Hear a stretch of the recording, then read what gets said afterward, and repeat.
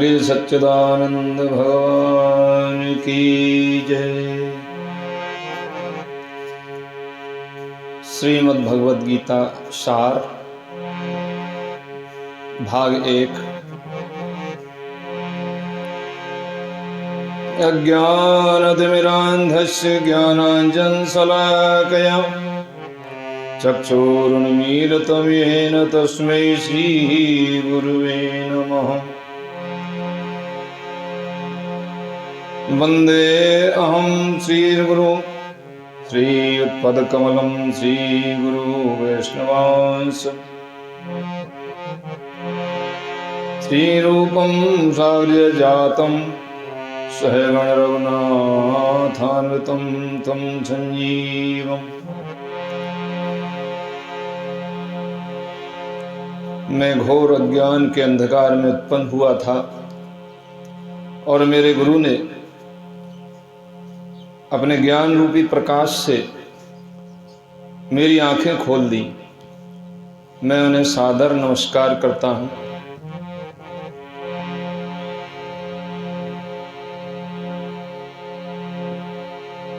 अपने गुरु के चरणों को, चरण कमलों को तथा समस्त वैष्णवों के चरणों को नमस्कार करता हूँ। हे कृष्ण करुणा सिंधो दीनबंधो जगतपते गोपेश गोपका कांत राधा कांत नमोस्तुते। हे कृष्ण, आप दुखियों के सखा और सृष्टि के उद्गम हैं। आप गोपियों के स्वामी तथा राधा रानी के प्रेमी हैं। मैं आपको सादर प्रणाम करता हूँ। तप्त कांचन गौरांगी श्री राधे वृंदावनेश्वरी वृषभानुसुते देवी प्रणमामि श्री हरिप्रिय। मैं उन राधा रानी को प्रणाम करता हूँ जिनकी शारीरिक कांति पिघले हुए सोने के सदृश है, जो वृंदावन की महारानी हैं।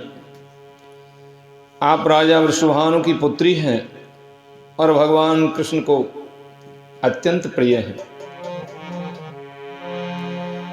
वांछा कल्पतरोभयस् कृपा सिन्धुभयेव च पतितानां पावनेभ्यो वैष्णवेभ्यो नमो नमः। मैं भगवान के समस्त वैष्णव भक्तों को सादर नमस्कार करता हूँ। वे कल्प वृक्ष के समान सबों की इच्छाएं पूर्ण करने में समर्थ हैं तथा पतित जीवात्माओं के प्रति अत्यंत दयालु हैं। हरे कृष्ण कृष्ण कृष्ण हरे हरे, हरे राम राम राम हरे हरे, हरे कृष्ण कृष्ण कृष्ण हरे हरे, हरे राम राम राम हरे हरे। आज से लगभग 5000 वर्ष पूर्व भगवान श्री कृष्ण ने अपने मित्र तथा भक्त अर्जुन को भगवत गीता का उपदेश दिया था। उनकी यह वार्ता, जो मानव इतिहास की सबसे महान दार्शनिक तथा धार्मिक वार्ताओं में से एक है, उस महायुद्ध के शुभारंभ के पूर्व हुई, जो धृतराष्ट्र के 100 पुत्रों तथा उनके चचेरे भाई पांडवों या पांडु पुत्रों के मध्य होने वाला घातक संघर्ष था। धृतराष्ट्र तथा पांडु भाई भाई थे, जिनका जन्म कुरुवंश में हुआ था और वे राजा भरत के वंशज थे, जिनके नाम पर ही महाभारत नाम पड़ा। क्योंकि बड़ा भाई धृतराष्ट्र जन्म से अंधा था, अतएव राज सिंहासन उसे न मिलकर उसके छोटे भाई पांडु को मिला। पांडु की मृत्यु अल्पकाल में हो गई। अतएव उसके 5 पुत्र युधिष्ठिर, भीम, अर्जुन, नकुल तथा सहदेव धृतराष्ट्र की देखरेख में रख दिए गए, क्योंकि उसे कुछ काल के लिए राजा बना दिया गया था। इस तरह धृतराष्ट्र तथा पांडु के पुत्र एक ही राजमहल में बड़े हुए। दोनों ही को गुरु द्रोण द्वारा सैन्य कला का प्रशिक्षण दिया गया और पूज्य भीष्म पितामह उनके परामर्शदाता थे। तथापि धृतराष्ट्र के पुत्र, विशेषतः सबसे बड़ा पुत्र दुर्योधन, पांडवों से घृणा और ईर्ष्या करता था। अंधा तथा दुर्बल हृदय धृतराष्ट्र पांडु पुत्रों के स्थान पर अपने पुत्रों को राज्य का उत्तराधिकारी बनाना चाहता था।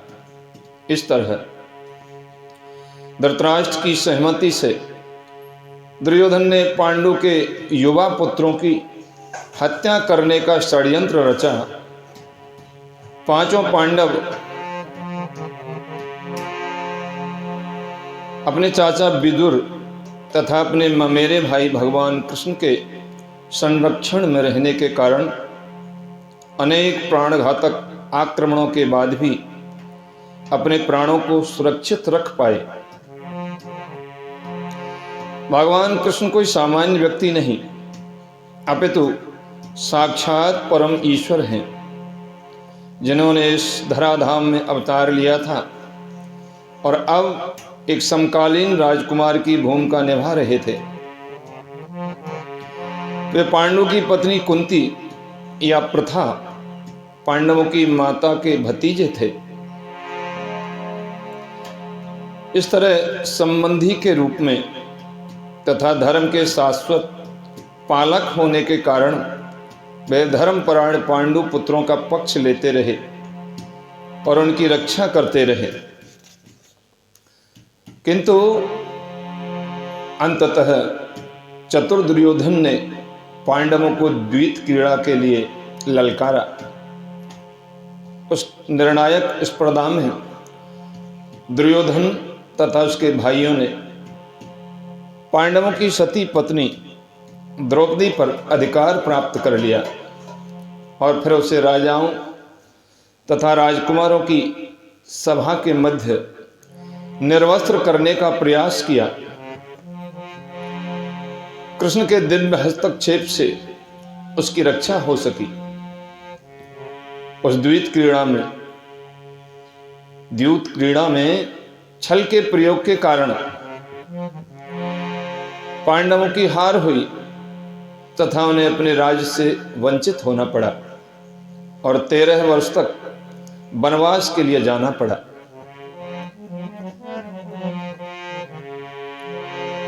वनवास से लौटकर पांडवों ने धर्म सम्मत विधि से दुर्योधन से अपना राज्य मांगा, किंतु उसने देने से इनकार कर दिया।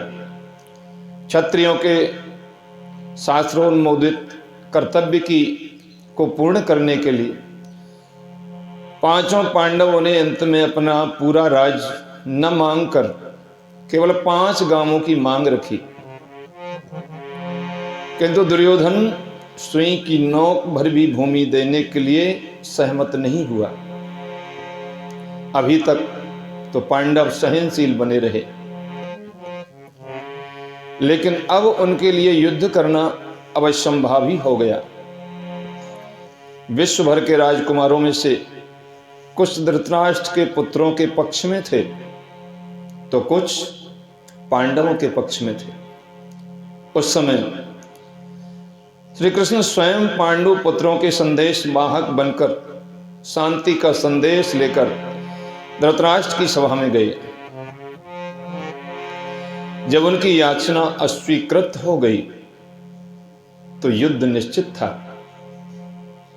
अत्यंत सच्चरित पांचों पांडवों ने कृष्ण को पूर्ण पुरुषोत्तम भगवान के रूप में पहचान लिया था, किंतु धृतराष्ट्र के दुष्ट पुत्र उन्हें नहीं पहचान पाए थे।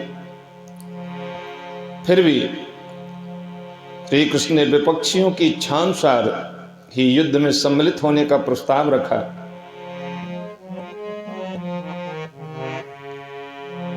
ईश्वर के रूप में वो युद्ध नहीं करना चाहते थे, किंतु जो भी उनकी सेना का उपयोग करना चाहे वो कर सकता था। प्रतिबंध ये था कि वो एक और कृष्ण की संपूर्ण सेना होगी और दूसरी ओर श्री कृष्ण स्वयं होंगे। एक परामर्शदाता तथा सहायक के रूप में उपस्थित रहेंगे। राजनीति में कुशल दुर्योधन ने आतुरता से कृष्ण की सेना झपट ली, जबकि पांडवों ने कृष्ण को उतनी ही आतुरता से ग्रहण कर लिया। इस प्रकार कृष्ण अर्जुन के सारथी बने और उन्होंने उस सुप्रसिद्ध धनुर्धर का रथ हाँकना स्वीकार किया। इस तरह हम उस बिंदु तक पहुंच जाते हैं जहां से भगवद गीता का शुभारंभ होता है। दोनों ओर की सेनाएं युद्ध के लिए तैयार खड़ी हैं और धृतराष्ट्र अपने सचिव संजय से पूछ रहा है कि उन सेनाओं ने क्या किया। इस तरह सारी पृष्ठभूमि तैयार हो गई। प्रत्येक